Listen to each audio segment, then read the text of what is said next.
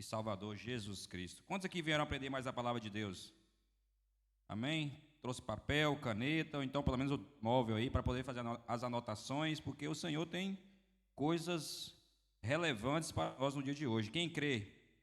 Amém? Como já foi mencionado, então, hoje é culto de EBT, meus irmãos, Escola Bíblica para Todos.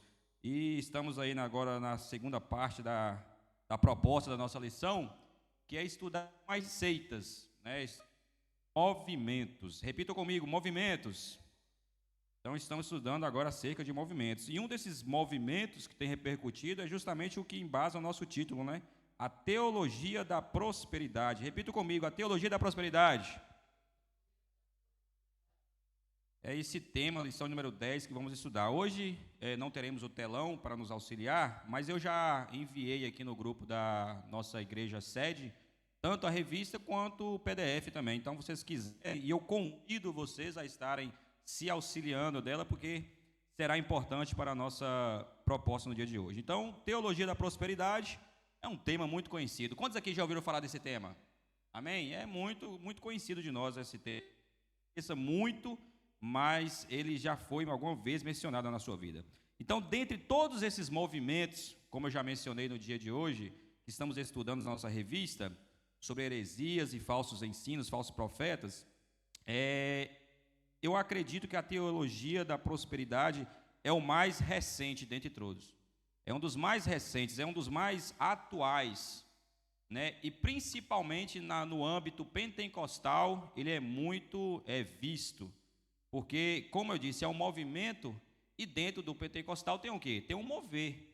A gente percebe que é diferente de outras igrejas reformadas, tradicionais, dentro do pentecostal existe um movimento do Espírito Santo. E aí, esses falsos ensinos, esses falsos profetas, aproveitam desses movimentos que o Espírito Santo nos proporciona e começa a colocar coisas dentro disso. Então, é interessante. Então, talvez você não tenha identificado, mas no dia de hoje você vai sair munido aqui para poder identificar onde se prega acerca da teologia da prosperidade, que é algo que é contra, aquilo que nós acreditamos. Mas eu acredito que com certeza você já presenciou em algum momento, porque isso está disseminado, meus irmãos, isso está em muitos cantos. E nós que somos pentecostais, nós, a Assembleia de Deus, infelizmente já também chegou em algumas igrejas. Homens que se infiltraram com falsos ensinos, infelizmente têm chegado. Hoje, com acesso da internet, isso tem sido muito divulgado, propagado principalmente. E então, possivelmente, em algum momento, você já se deparou com essa...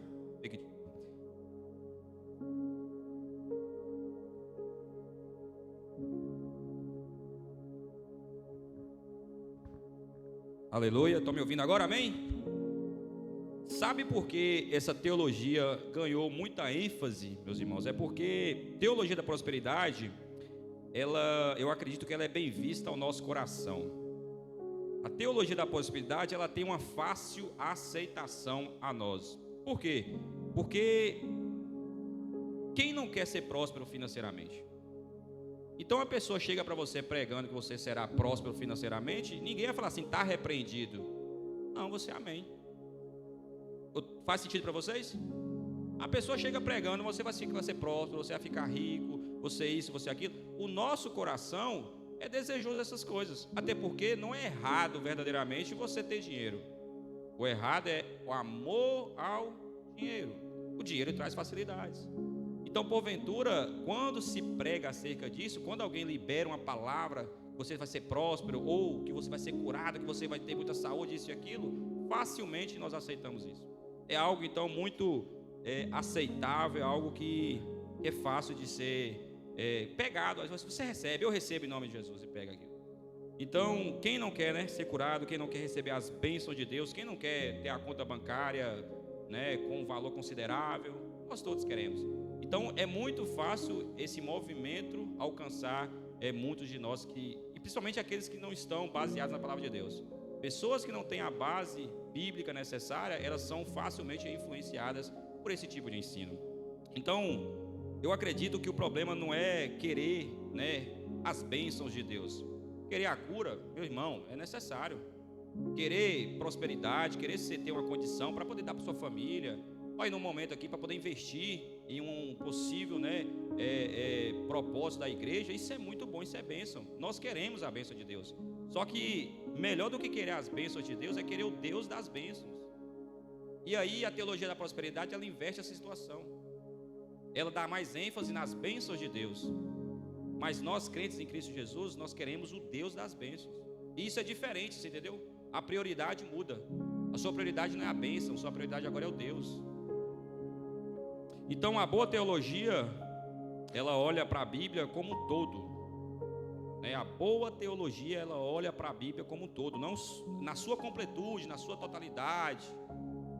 E a teologia da prosperidade, ela é oposta. Ela só pega aquilo que faz sentido. Você vai ganhar, você vai vencer, você vai ficar rico, você vai receber cura. E muitas das vezes isso não é o que acontece. Inclusive, nosso Senhor Jesus, certa feita, falou: no mundo tereis aflições. Mas a teologia da prosperidade, ela não prega que você vai ter aflição. E se você está aflito, está em pecado. O argumento é: se você está aflito, você está em pecado. E muitas das vezes não. O cara está se derramando, o cara é a pessoa que reflete mais Cristo Jesus e está passando por aflição. Os apóstolos passaram por isso, os profetas passaram por isso, Jesus passou por isso, e nenhum estava em pecado. Mas é o que a teologia da prosperidade prega. Se você está passando por dificuldade, é prova ali, é pecado, vai se consertar. Então é uma deturpação do evangelho, né? Eles só pregam a parte que agrada. Eles pregam até a verdade ali, ou melhor, uma meia verdade. E meia verdade acaba se tornando falso, porque o resto que eles complementam traz falsidade para aquilo que eles pregam. Então, teologia, meus irmãos, não é, ou buscar aprender da Bíblia, não é só aprender sobre sinais, maravilhas, milagres. Não é sobre isso também. Existem outras coisas, porque eles só pregam isso. E isso é muito bom de ouvir, que Deus cura, que Deus liberta, que Deus isso, que é muito bom. Mas eles só pregam essas meias verdades. Existe também renúncia. Existe também entrega. Então, no dia de hoje, vai ser interessante aprender acerca dessa temática. Quantos aqui já tem a revista em mãos aí, amém? Então, eu quero convidar você a estar abrindo a sua revista aí também. Vamos agora na introdução. Eu vou estar lendo, que nos diz o seguinte: a confissão positiva, que é a mesma coisa da teologia. Imagine, a teologia da prosperidade é uma árvore. A confissão positiva é um galho importante dessa árvore, só para vocês terem a noção. Então, a confissão positiva não é uma denominação ou seita, mas um movimento introduzido sutilmente entre as igrejas pentecostais, enfatizando o poder do crente em adquirir tudo o que quiser. Repita comigo: tudo o que quiser. É conhecida também como teologia da prosperidade, palavra da fé ou movimento da fé.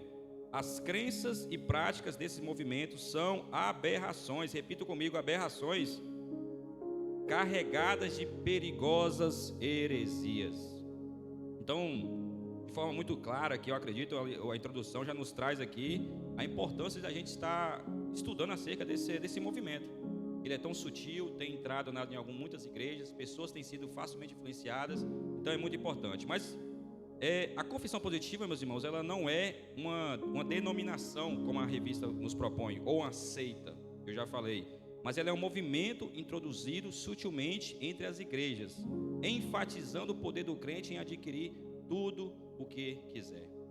Então, assim, esse tudo o que eu quiser, que eu pedi vocês para repetirem, ele é muito clichê do pessoal da turma da prosperidade. Quando você vê uma pessoa falar que você vai receber tudo o que quiser, possivelmente ele está baseado nessa questão da teoria da prosperidade. Eles pensam assim, eles vivem assim, eles ensinam isso, é um estilo de vida. Você pode ter tudo o que você quiser. Então, muitos coaches, por exemplo, eles têm essa mentalidade, pastores que são coaches, é um mindset seu. Você destravou uma chave. Agora você pode ter tudo o que quiser. E assim, interessante que existe também outra criatura, certa feita, ele também fez a mesma proposta, desse tudo o que quiser. Eu não quero que os pastores, porventura, respondam, tá bem? Deixa só para os outros irmãos. Mateus capítulo 4, verso 9, diz o seguinte: e disse-lhe: tudo isso te darei. Alguém sabe me responder quem foi que disse essa frase? Em Mateus capítulo 4, verso 9 está escrito: e disse isso: tudo isso te darei se prostrares e me adorares. Jesus Cristo, contextualizando, após ser batizado, foi levado ao deserto. Essa aqui é a terceira tentação. E aí Satanás olha para ele e menciona: olha, levou ele num lugar muito alto, mostrou todas as belezas, todas as riquezas, e falou: tudo isso eu te darei. Essa frase é a mesma: você tem tudo o que quiser. Satanás olhou para Jesus e: olha, você vai ter tudo o que você quiser aqui, ó. Onde seus olhos alcançarem, mais além eu te darei, basta se prostrar e me adorar. Então é a mesma temática: tudo o que quiseres, tudo isso eu te darei. Então a pergunta que surge é essa, né? Quem disse isso, vocês responderam muito bem, foi Satanás. E é a base da teologia da prosperidade. Você pode ter tudo o que quiser. Então, talvez você não saiba, talvez muitos aqui não saibam, mas ter tudo o que quiser é um dos grandes perigos da nossa vida. Meu irmão, se você for tudo o que você quiser, você conseguir tudo o que você quiser, facilmente você vai se destruir. Porque nosso coração deseja algumas coisas aí. Ah, não, eu sou uma pessoa revestida, eu sou um santo, eu acredito. Meu irmão, a gente quer coisas que não valem para a nossa vida. Imagina você que é diabético: não, eu quero um docinho. Não pode. Eu estou falando de coisas simples, mas vai te levar para a morte. Se você quiser tudo o que você quiser, você ter tudo o que você quiser, isso não será bom para a sua vida. Isso é uma espécie de castigo.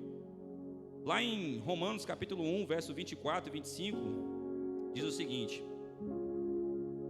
pelo que também Deus os entregou às concupiscências do seu coração. Isso aqui a gente pode traduzir concupiscência por vontade, por tudo o que você quiser, que é onde vem a vontade do seu coração.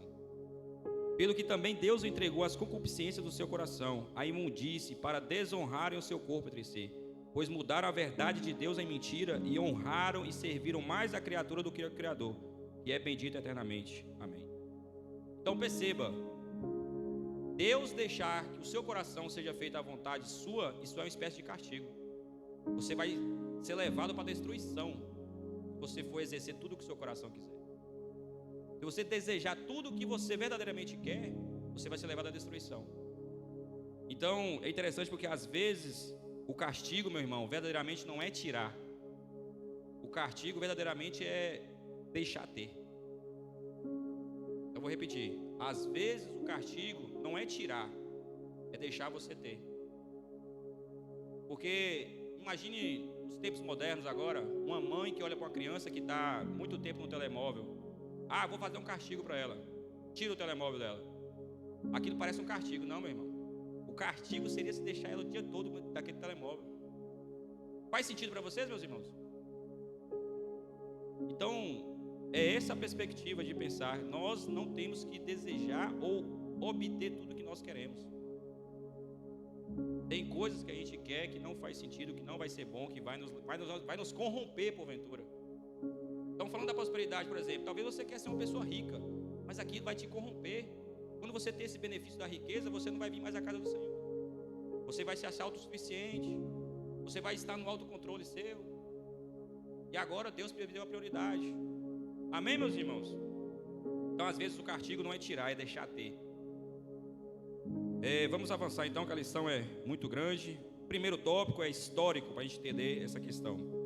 E aí no tópico número 1 fala o seguinte: sua origem. Então a confissão positiva é uma adaptação com roupagem cristã das ideias do hipnotizador e curandeiro Phineas Kirby. Os quimbistas criam no poder da mente e negavam a existência da matéria, do sofrimento, do pecado e da enfermidade. Deles surgiram vários movimentos ocultistas, como o Novo Pensamento, a ciência da mente e a ciência cristã, de Mary Beck. Seus promotores procuram se passar por cristãos evangélicos. Então, nesse primeiro subtópico, sua origem, de acordo com a lição, a origem da teologia da prosperidade, ou confissão positiva, ela vem de uma pessoa chamada, ele também tinha o hábito de hipnotizador e curandeiro Phineas Kirby. Então isso há muitos anos atrás, em 1800 ainda surgiu isso. Olha quantos anos já tem. Mais de 2 séculos aí. Então Kirby, ele era esse hipnotizador e curandeiro. Então as ideias não são iguais, obviamente. A ideia dessa origem de Phineas Kirby não é a base. Ele foi ali um precursor. ele trouxe então esse entendimento acerca desse poder da mente. Eles trabalham muito com essa questão do poder da mente. A mente tem um superpoder. E aí, nos dias de hoje, se criou adaptações até chegar nessa teologia moderna da prosperidade. Phineas Gibbs, ele acreditava no poder da mente, né? O que é totalmente a motivação nossa do ano, né? Nós estamos clamando pela manifestação do poder de Deus. Ele, se fosse porventura inventar isso, ele ia clamar pelo o clamor por poder da manifestação da mente. Ele ia citar alguma coisa desse tipo. Então ele acreditava que a mente tinha poder. Por exemplo, ele era curandeiro e terapeuta nessa questão. Ele acreditava que a mente tinha poder de trazer doenças e ao mesmo tempo de curar essas doenças. Então ele não acreditava na matéria, por exemplo. E a gente sabe que existem doenças que são materiais mesmo. Ou melhor, todas são materiais. Você consegue pegar um tumor. O tumor é retirado. Mas ele não acreditava nisso. Ele achava que aquilo ali era invenção da mente. E automaticamente, fazendo terapia com ele, fazendo a curadoria, hipnotizado por ele, você ia ser influenciado na sua mente e aquilo ia sumir. Ele usava alguma droga muito forte também, eu acho. Mas vamos avançar. O segundo subtópico é então principal fundador. Nós aprendemos sobre a origem, que é na pessoa então do Phineas Gibbs, e na segunda é o principal fundador. Isso foi criando evolução, que é o Ezekiel Kenyon. A lição vai dizer o seguinte: o movimento surgiu de forma gradual por meio de Ezekiel William Kenyon em 1867. Kenyon, aproveitando-se dos conceitos de meio ambiente, empenhou-se em pregar a salvação e a curar em Jesus Cristo. Dava ênfase aos textos bíblicos que falam de saúde e prosperidade, além de aplicar as técnicas do poder do pensamento positivo. Kenyon, que pastoreou várias igrejas e fundou outras, não era pentecostal. Ele foi influenciado pelas seitas ciências da mente, ciência cristã e metafísica do novo pensamento. Hoje é reconhecido como o pai do movimento da confissão positiva ou teologia da prosperidade, tendo exercido forte influência sobre Kenneth Hagin. Então, segundo o subtópico, o principal fundador, esse Kenyon, ele deu início a essa teologia da prosperidade ou confissão positiva muito em cima dos ensinos de uma mulher chamada Mary End.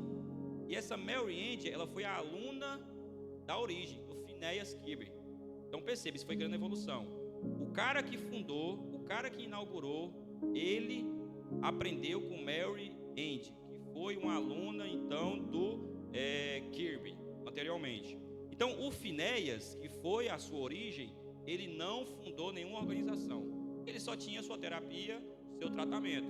Era algo esporádico que ele fazia. Ele não fundou nenhuma igreja, nenhum movimento, ele não abriu nenhum CNPJ, nenhum contribuinte, ele não fez nada desse tipo. Só exercia a sua função no que ele acreditava, na sua crença. Então ele tinha ali os seus discípulos, porventura, e um dos seus discípulos, os seus aprendizes, essa Mary End. Já a Mary End, ela foi mais ousada. Ela viu, né, que era possível ganhar dinheiro, remunerar, criar uma organização. E aí ela fundou isso então. Ela fundou a ciência da mente e a ciência cristã. Isso foi muito influente no século XIX. Então perceba como isso foi de forma gradual se avançando. Primeiro com um pensamento, umas teorias, umas práticas. A aluna gostou daquilo, viu que aquilo tinha uma demanda, tinha pessoas que acreditavam naquilo. Vou abrir um CNPJ, vou abrir uma empresa. Abriu uma empresa e isso começou a se consolidar nos séculos XIX. Mas a revista vai falar o seguinte: Kenyon, que foi esse fundador mesmo, ele empenhou-se em pregar a salvação e a cura em Jesus Cristo. Olha só, Kenyon empenhou-se em pregar a salvação e a cura em Jesus Cristo. Então perceba, olha como esses movimentos eles são sutis. Porque até então, aceitável.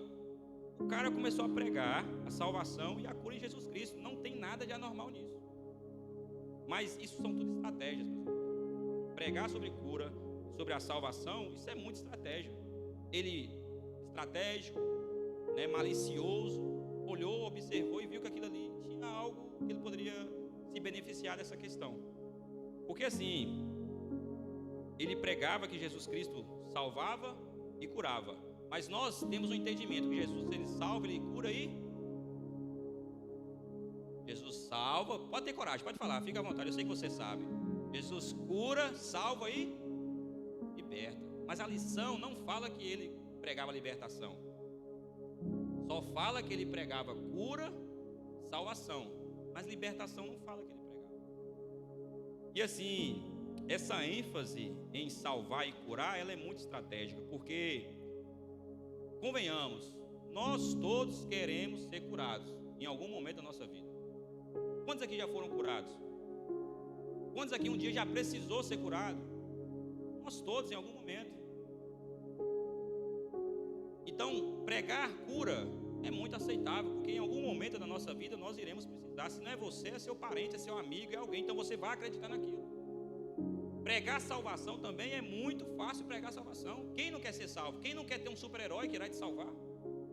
Então, é uma temática, uma estratégia muito fácil.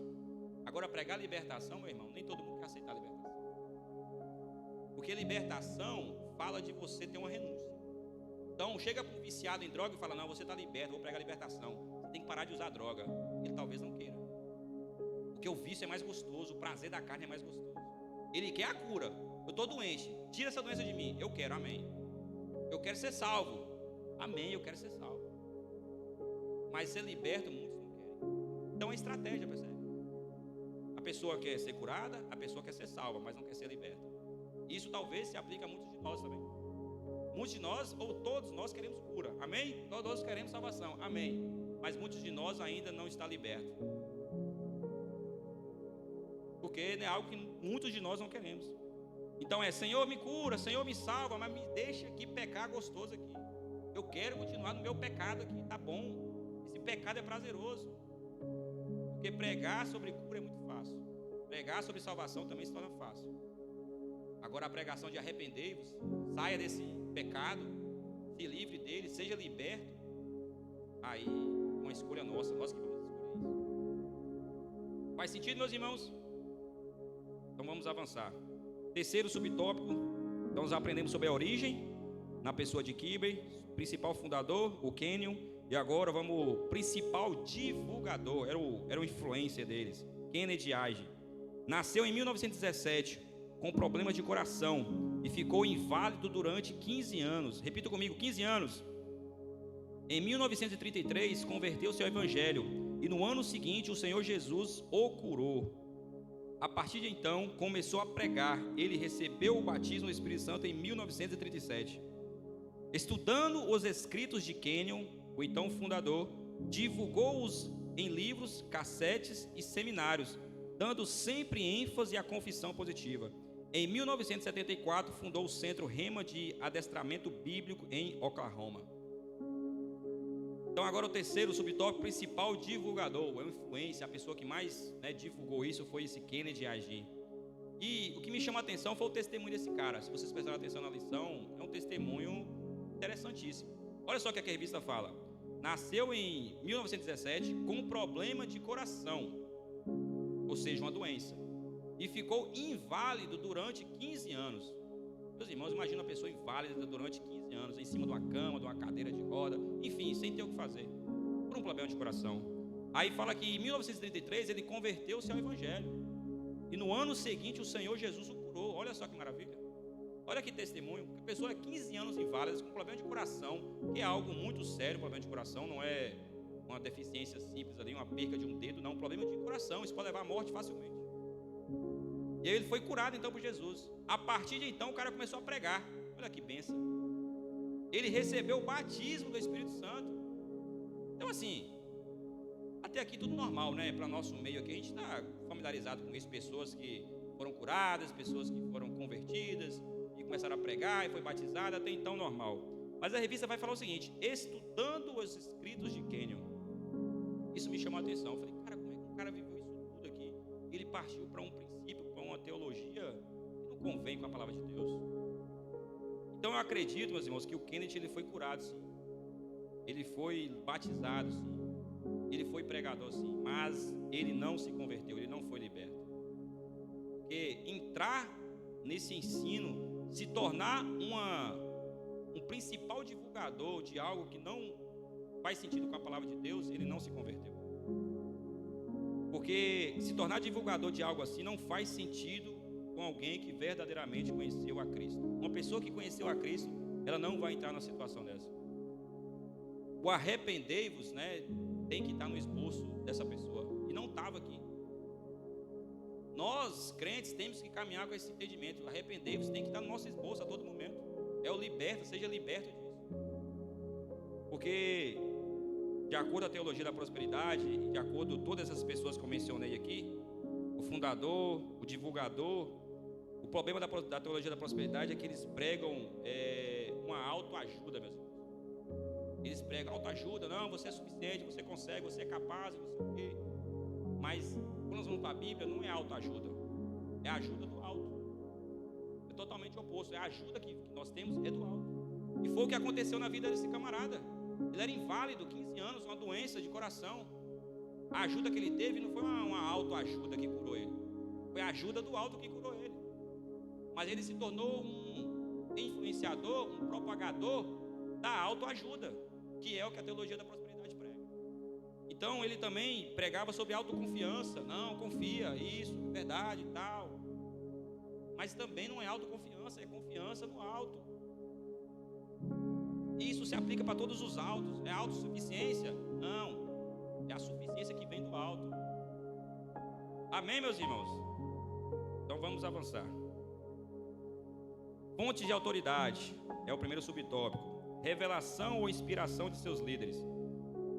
Esse influenciador, o divulgador, agia e fazia diferença entre as palavras gregas remas e logos, pois ambas significam palavra. Ainda hoje os seguidores dessa crença afirmam que o logos é a palavra de Deus escrita, a Bíblia, e rema é a palavra falada de Deus em revelação ou inspiração a uma pessoa em qualquer época. Desse modo, o crente pode repetir com fé qualquer promessa bíblica, aplicando a sua necessidade pessoal e exigir o seu cumprimento. Misericórdia. Então, fonte de autoridade, revelação ou inspiração de seus líderes é o nosso tópico agora. Então, esse subtópico ele traz uma possível tentativa de manipulação desse Kenneth usando a Bíblia. Outra estratégia que eles abordaram. Eles pegam, as palavras remas e logos, são palavras gregas, mais à frente a gente vai entender acerca delas. Eles dão um significado diferente para elas, para poder ter de alguma forma argumentos no tocante a isso. Então eles pegam essas palavras, supõem ou criam significados diferentes e automaticamente se torna motivo de argumentos para suas ideias de manipulação. O que é isso? Eles, de forma sutil, muitas pessoas de nós não entendem nada de grego. Então o cara fala que significa aquilo, e aí, você vai lá confirmar? Nos lexos? Vai. Ele fala aquilo, você acredita e seja o que Deus quiser. Então a revista fala o seguinte: desse modo o crente pode repetir com fé qualquer promessa bíblica, aplicando a sua necessidade pessoal e exigir o seu cumprimento. Olha, tem uma frase que muitos pregadores e pessoas que ensinam usam, que faz muito sentido com isso aqui. Um texto sem contexto, ele vira pretexto. Essa frase é muito conhecida e se encaixa muito nisso, porque era o que eles faziam. Eles pegavam um texto ou uma palavra, que era remas ou logos, aplicava sem contexto, e isso para eles virava um pretexto de quê?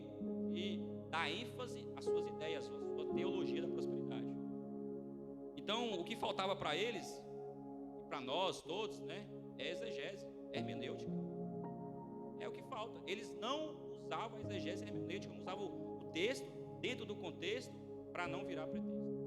É o que faltava. Então, esse lance de qualquer promessa bíblica não pode, meus irmãos, que é o que eles faziam. Eles manipulavam isso para poder dizer que qualquer promessa bíblica, o crente profetizando aquilo tinha a exigência de acontecer, porventura. Isso não faz sentido, porque na Bíblia, quando nós vamos e olhamos tanto o texto quanto o contexto, para não virar pretexto, a gente observa que tinha promessas pessoais, que não se aplica a mim e a você, era para aquela pessoa de forma específica.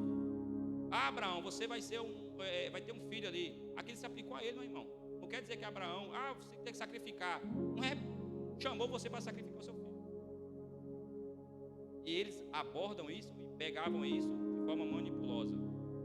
Então tem promessas pessoais, tem promessas individuais, tem promessas coletivas, tem promessas que é só para Israel, porventura.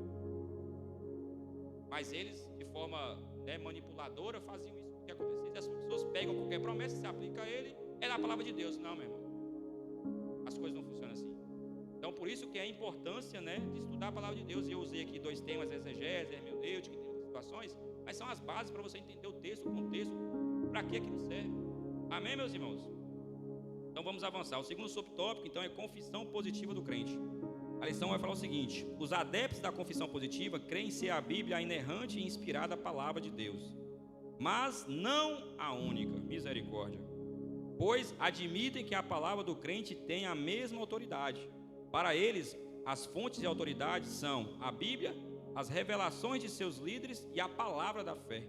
O crente deve declarar que já tem o que Deus prometeu nos textos bíblicos, e tal confissão confirmar-se-á. A confissão negativa é reconhecer a presença das condições indesejáveis. Basta negar a existência da enfermidade e ela simplesmente deixa de existir. É a doutrina de Kirby, da ciência cristã e do movimento da nova era. Então, perceba como que é totalmente deturpado e contra aquilo que a gente acredita. Não, determina e aquilo está curado. Não é assim, meu irmão. Quem dera se fosse assim, né? Não fácil. As coisas não são assim. Então, essa confissão positiva, que é o que é uma positividade na sua palavra, uma pessoa muito positiva. E é óbvio que isso é interessante, mas não é só isso. A gente entende que o mundo tem dificuldades, nós teremos aflições.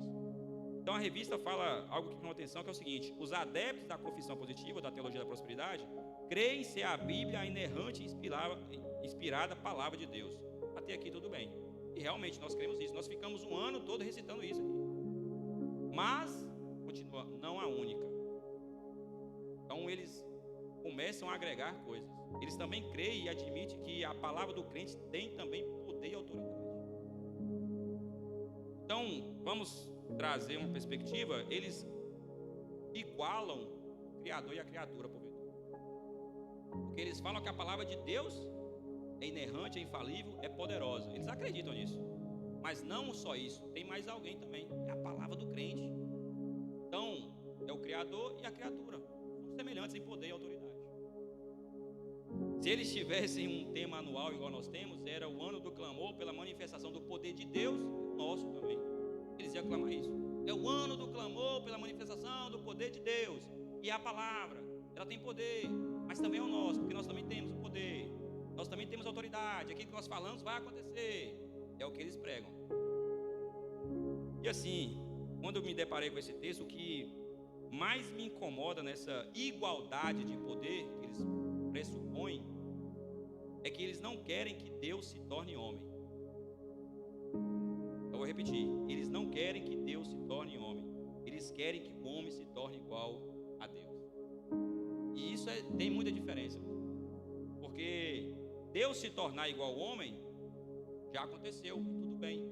O nome disso foi salvação na pessoa de Jesus. Filipenses nos diz que Deus não considerou-se, né, o Deus que considerou ser igual a Deus, ele não se usurpou, mas continuou sendo servo ali, e veio sofrer a morte de cruz. Então perceba, Jesus se tornar homem não foi um problema, não foi uma dificuldade. Isso é bíblico. Teve um Deus que ele se tornou homem e caminhou entre nós. Está à destra do Pai agora neste momento. Mas o que eles querem é totalmente ao contrário. Não é o Deus se tornar homem, é o homem se tornar Deus. Isso também já aconteceu certa feita, ou tentou acontecer. Está no princípio.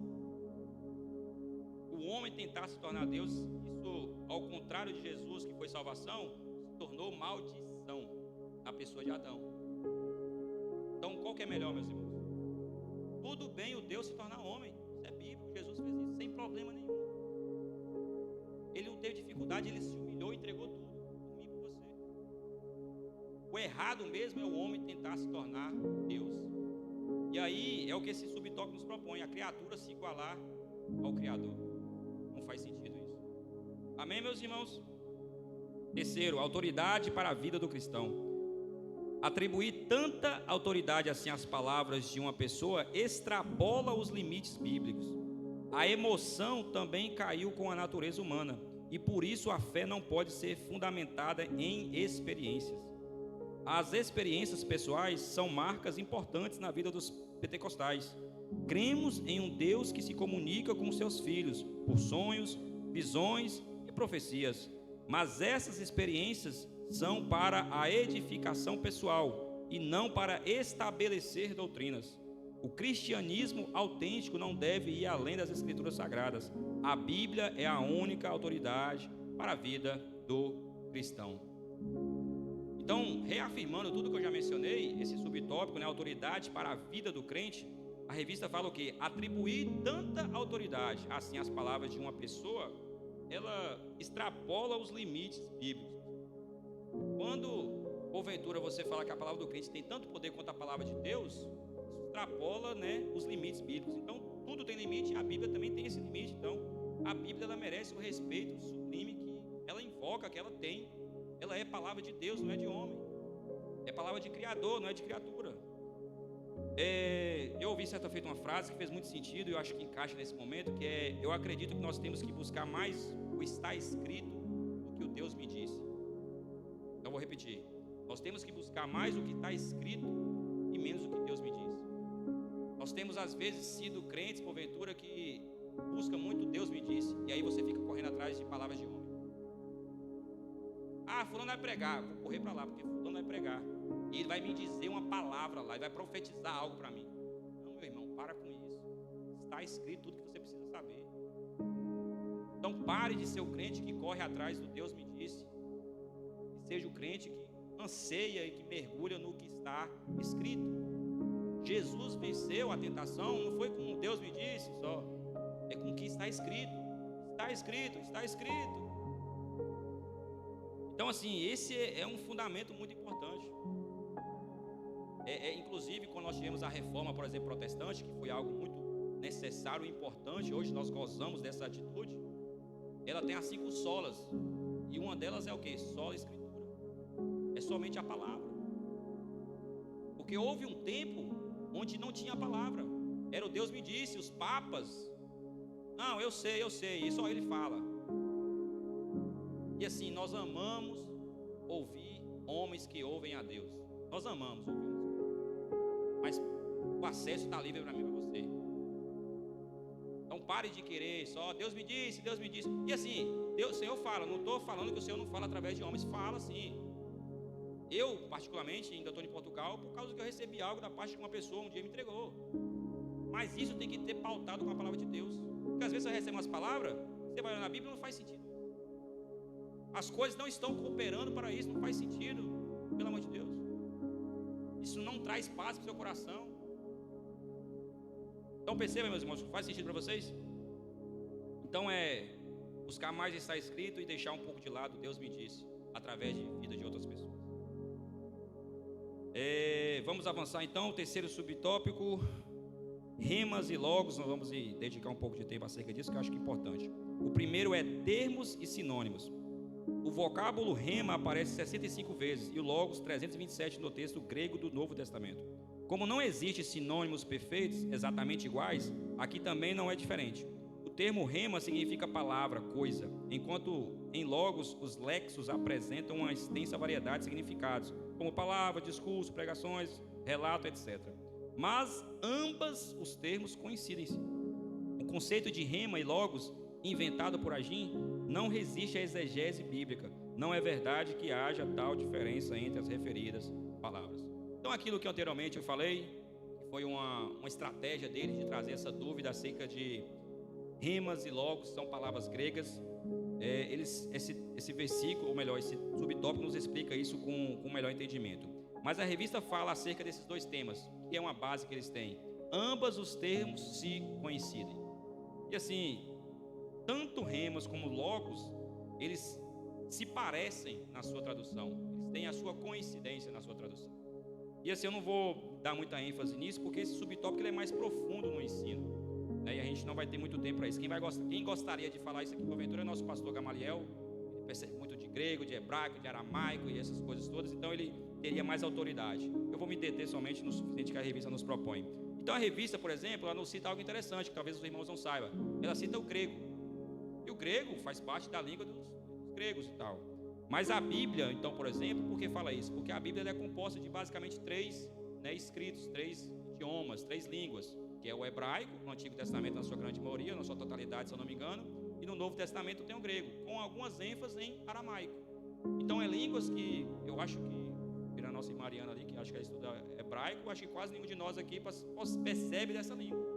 Se alguém falar para você, você não vai entender nada.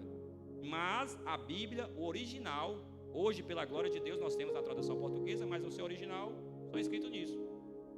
Também cita aqui Lexos no nosso contexto. E o que é um Lexos? Lexos, porventura, é um dicionário onde traduz esse hebraico, esse grego e esse aramaico.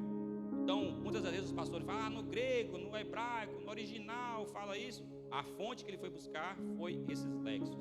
Então, só vou me ater nessa questão aqui, porque isso é mais profundo, é mais relevante e eu acho que não faz muito sentido. Vamos avançar. Subtópico número 2, termos usados para designar as escrituras. Ambos os termos são igualmente usados para identificar as escrituras sagradas, tanto o Lexos como o Logos. Encontramos no texto grego do Antigo Testamento, na Septuaginta, a expressão rema juteo, palavra de Deus, em Isaías 48. Nas páginas do Novo Testamento, a mesma passagem é citada pelo apóstolo Pedro, mas encontramos também o logo douteu, palavra de Deus, como o mesmo significado lá em Marcos. Estes exemplos, porventura, prova que por si só que o conceito de o agim é falacioso, sem base, sem exegese, sem hermenêutica nenhuma. Então, reafirmando o remas e o logos, quando você vai para o original, e aí quem tem acesso aos lexos, aplicativos hoje, tem livros, etc., você vai observar que a tradução é igual. Vai expressar a mesma coisa. Toda a intenção, a intencionalidade ali dos textos, da palavra, é falar que as escrituras são de Deus. Lá no Antigo Testamento, é rema, com Isaías, é palavra de Deus.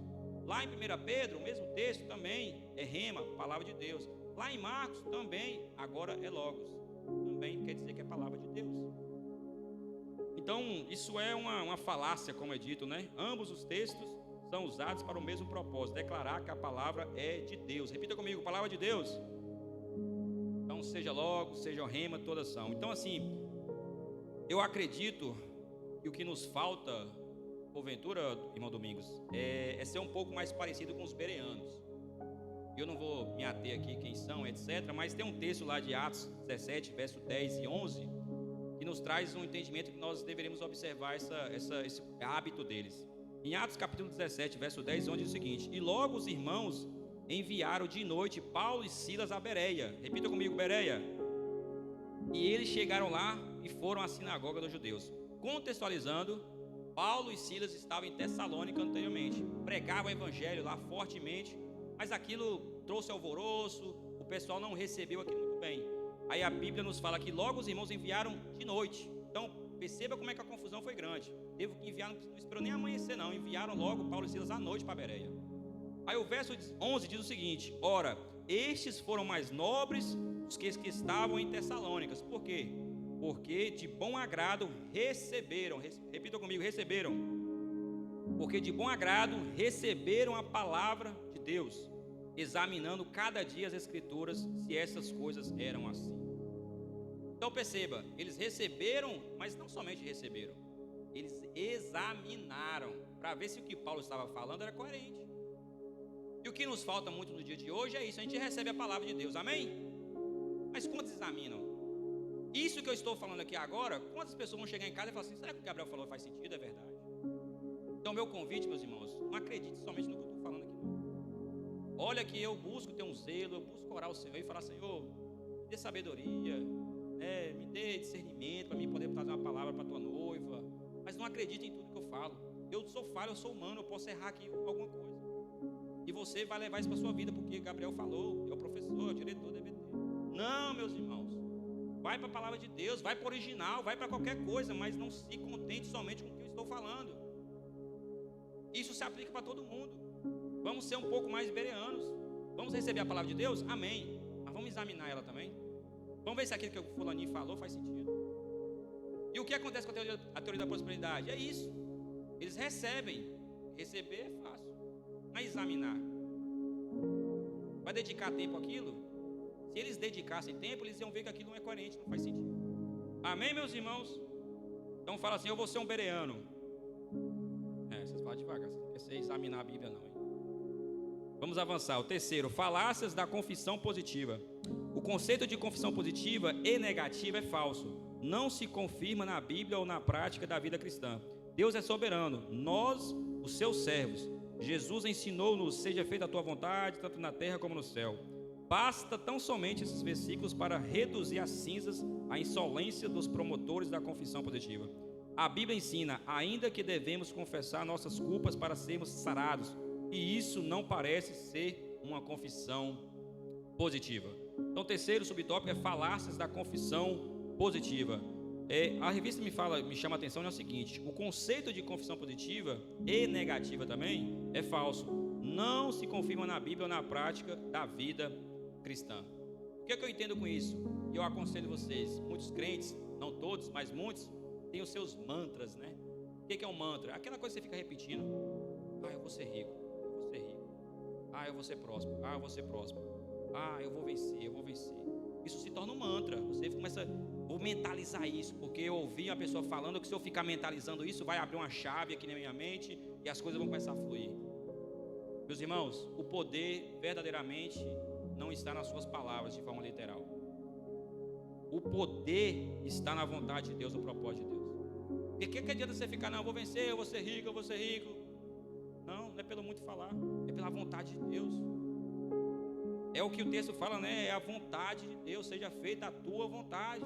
É a vontade dele, não é a sua repetição, não é o seu mantra, não.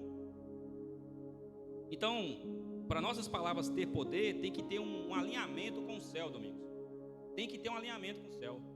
E isso não é uma perspectiva minha, mas da palavra de Deus. João 15:17 diz o quê?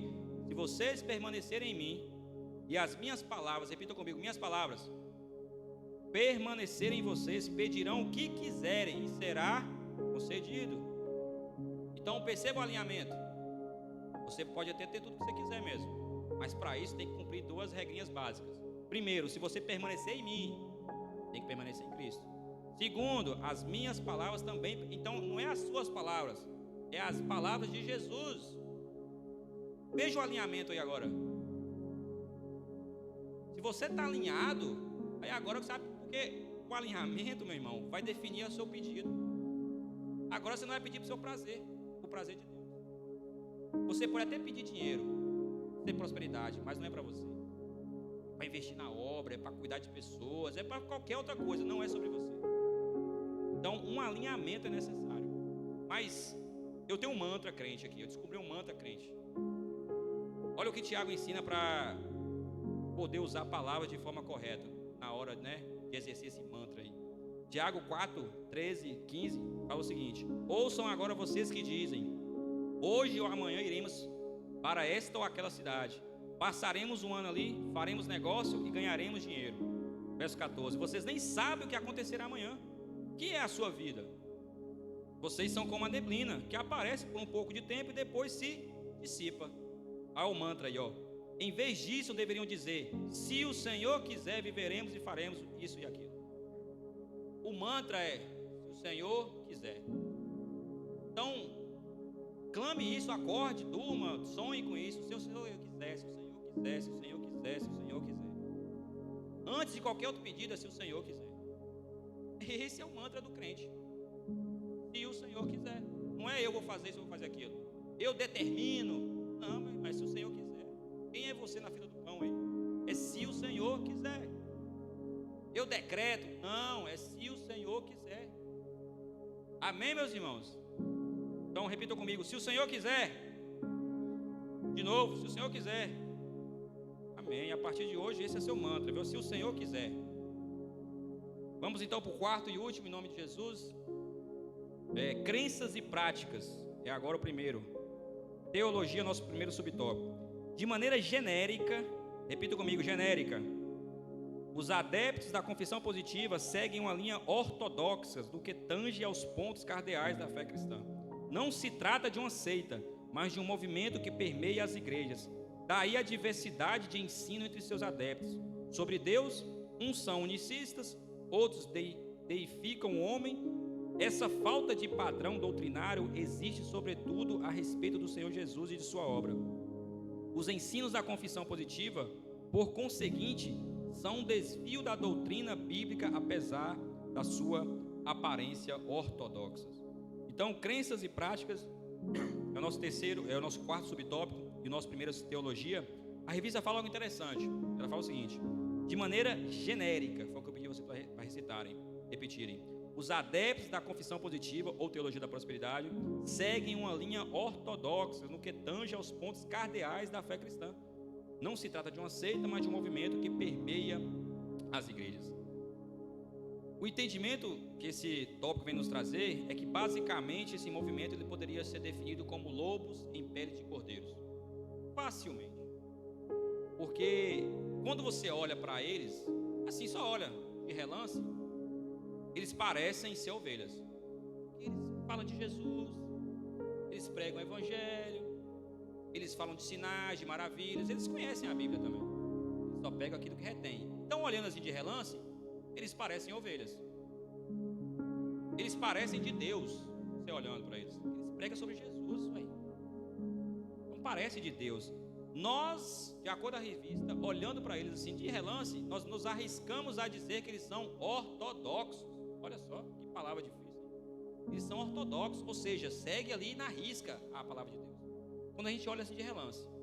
Mas, quando você observa atentamente, aí você observa com calma, aí eles não são ovelhas, eles são lobos. O interesse deles muito deles é financeiro, é prosperidade, é riquezas. Quando você observa bem, você vê que eles são genéricos, ou seja, não é original. Eles é camuflado ali. Então é aquilo que eu mencionei. Eles são lobos em peles de cordeiro. E a gente sabe que a palavra de Deus nos fala que existirão isso. E eles são uma boa definição disso. Pessoas trajadas de ovelhas, mas por dentro são lobos, devoradores. E aí abre a igreja e prega sobre Jesus, mas a intenção deles é totalmente equivocada. Não faz sentido com a palavra de Deus. Mas a revista continua dizendo, no finalzinho: os ensinos da confissão positiva ou da teologia da prosperidade, por seguinte, são um desvio da doutrina bíblica, apesar de sua aparência ortodoxa. Então eles parecem com ovelhas, eles parecem de Deus, eles parecem pessoas ortodoxas, mas na verdade são lobos em peles de cordeiro. Então eles, ou os adeptos a isso, meus irmãos, é interessante porque eles são um crente na igreja, mas que vai para o inferno. Existe pessoas crentes na igreja, mas que vai para o inferno. Isso foi lido aqui pelo nosso, acho que é pela leitura oficial e também pelo texto áureo. Senhor, pregamos em teu nome, fizemos sinais, maravilhas. E Jesus disse: eu não conheço vocês, apartai-vos de mim. Então, aí mais seguinte fala o seguinte: pregamos em teu nome, curamos, fizemos sinais, maravilhas. Quem é que prega o nome de Jesus? Quem é que faz sinais, maravilhas? É o ímpio? Não, é o crente. Mas Jesus olhou para eles e falou assim: não, eu não conheço vocês não, apartai-vos de mim. Você não foi um servo bom e fiel. Então perceba, eles têm uma igreja de crente que está indo para o inferno, infelizmente. Então eu acredito que esse movimento ele faz mais mal à igreja do que as seitas. O movimento, meu irmão, ele faz muito mais estrago do que as seitas. Porque imagina, a seita, é impossível de uma seita entrar dentro da igreja. Imagina um islamista e um crente junto. Não tem como, o cara adora Maomé, meu irmão. O crente adora Yeshua. Não faz sentido, é impossível você ver isso. Agora um movimento desse é muito fácil você ver dentro da igreja. Ele entra facilmente, porque o cara chega e te dá a paz do Senhor.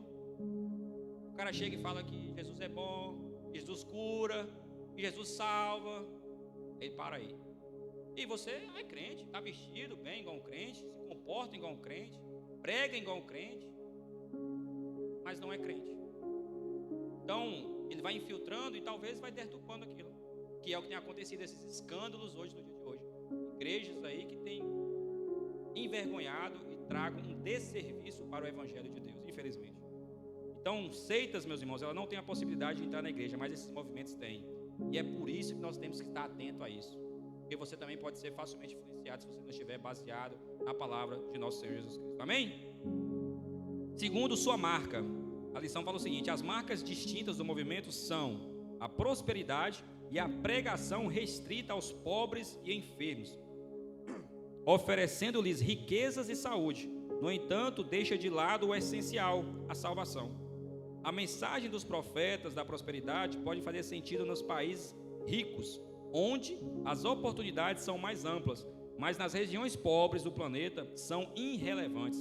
Isso é mais uma prova do que se trata de um evangelho humano, contrário à Bíblia, pois o evangelho de Jesus Cristo é para todos os seres humanos em todas as épocas.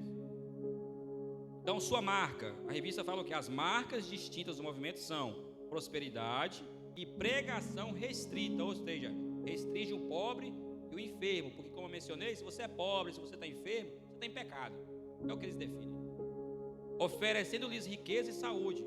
Aí, se você se tornar um rico, uma pessoa, né, saudável, aí sim, agora faz sentido com a teologia, faz sentido com a palavra de Deus. No entanto, eles deixam de lado o essencial, que é a salvação. Então, é interessante porque um evangelho, né, sem a ênfase da salvação não é evangelho. O que é a tradução da palavra evangelho? É boa nova, é uma boa notícia. Essa é a tradução do evangelho. E qual é essa boa notícia? É que eu e você somos salvos em Cristo Jesus. Essa é a boa notícia. Mas a ênfase deles é totalmente oposta. É que você vai ser curado, é que você vai ser próspero. E esquece da salvação. E assim, não importa, meu irmão, se eu vou morrer pobre ou se eu vou morrer doente. O que importa é se eu vou morrer salvo em Cristo Jesus. Eu posso facilmente morrer pobre, não tem nenhum problema.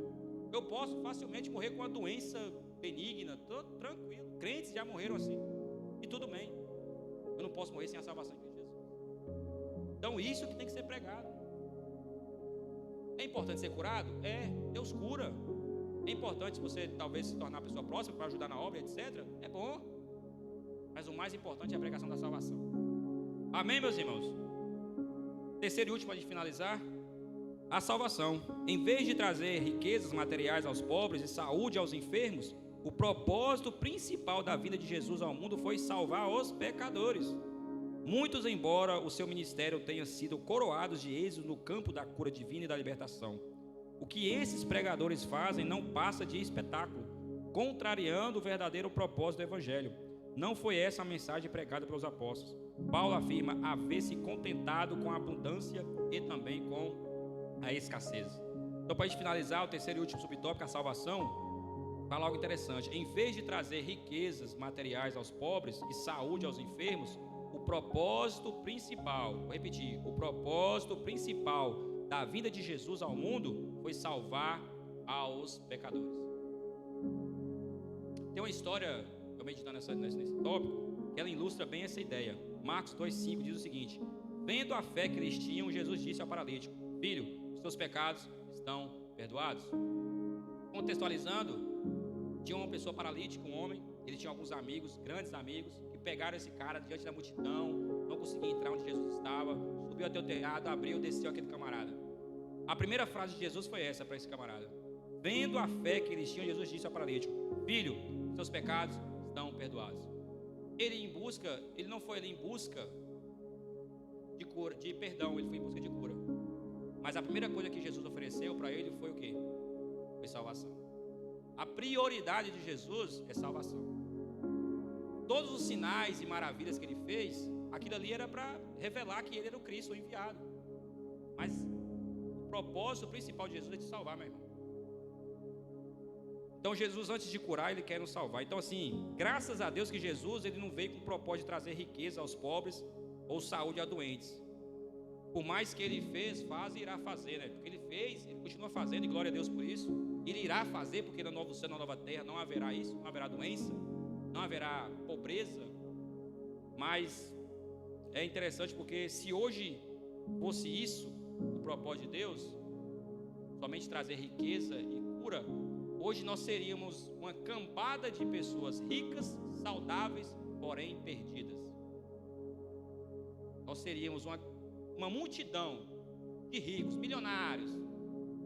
Vou para onde eu quiser, eu como o que eu quiser, eu tenho o que eu quiser, eu tenho muita saúde, eu vou viver mais que Matusalém, mas eu estou perdido, eu estou vazio, não tem sentido as coisas. Então perceba que às vezes a saúde e a riqueza não é suficiente. Precisamos da salvação e graças a Deus nós temos. Amém, meus irmãos? Então chegou o fim da minha participação. Quero ser grato ao Senhor por essa oportunidade, pela vida da nossa liderança que tem confiado na gente. Quero passar a palavra para quem de direito, para nosso evangelista Romeu, que vai estar tendo a oportunidade de dar sequência. Que essa palavra possa ministrar o seu coração em nome de Jesus.